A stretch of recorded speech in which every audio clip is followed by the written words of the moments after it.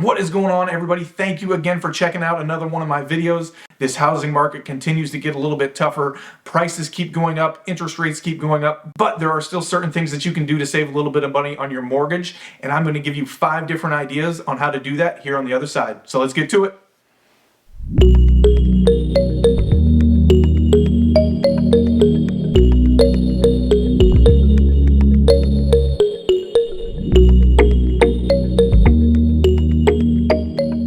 Alright guys, so I'm going to try to not take up a whole lot of your time today. Number one on this list is probably one that you hear most often, is a larger down payment. Now, not everybody is blessed with a bigger nest egg that you're able to do that kind of thing, but if you are, go ahead and put a little bit of extra money down for your down payment, and that's going to save you on that mortgage in the long run. Now, if you've got cash, go ahead and use that, but there are different things that you can do with investments. You can pull money out of some of the investments that you have. You can also pull money out of a 401k. You can borrow it or just take a payment out. Now, there are always certain things you want to consider when you are doing things like that, pulling money out of investments. So go ahead and talk to a financial advisor and find out if it's best for you or not. But a larger down payment is usually the easiest and most common practice to lower that mortgage payment. Number 2, have your seller pay for any closing costs and prepaids that they can, and then take that money that you're saving and put it toward buying points on your loan. Now, buying points on your loan basically means that you are just paying interest up front so that you have a lower interest payment for the term of your loan. So in the long run, you're not really saving a whole lot of money, but your monthly payment is a little bit lower using this method. And it's always nice to see that lower payment every month. You're not going to be able to buy a whole ton of points with those seller closing costs, but any little bit helps, especially in the market we're in right now.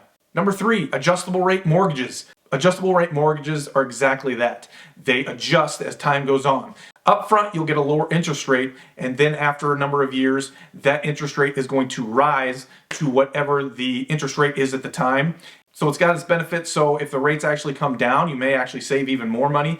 But if the rates go up, it could get you there and you end up paying a higher interest rate down the line. But the majority of lenders that I talk to right now continue to think that we're going to see these rates come back down after this inflation thing gets a little bit more under control. So the hope is when that adjustment happens to your rate, the rates are actually lower and you're able to take advantage of that. Now, like I said, there is that risk that it doesn't, but in order to save money right now, it might be an option.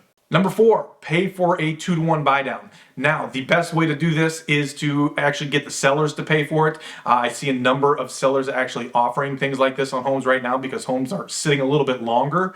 A 2-to-1 buy down is where you get 2 points off of your interest rate for the first year. So if it's an 8% mortgage, you're getting a 6% mortgage for that first year. The next year is a 1% deduction. So then you're getting a 7% deduction. And then that third year, it comes up to whatever the rate is at the time that you get that loan. But again, the lenders I talk to are really thinking the rates are going to come down after everything settles down here. So there is that chance of refinancing down the line if you're able to do something like that. And a lot of people say, well, why don't I just wait a couple years until those rates actually do come down?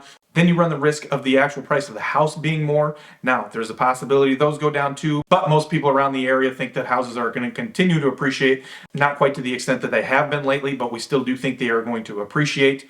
Now, my last one here, number 5, a lot of people don't think about this, but you can always reevaluate your home insurance.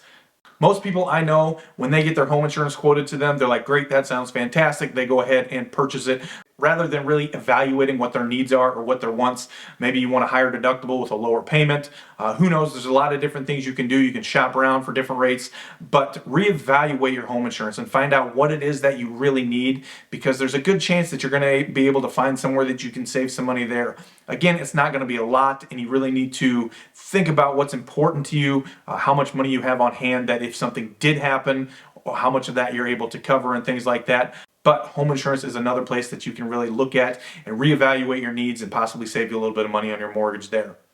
So that's it. Those are 5 ideas that I have for you guys to help you save a little bit of money on your mortgage. What do you guys think? Do you have any other ideas that I didn't mention here today? Let me know in the comments below.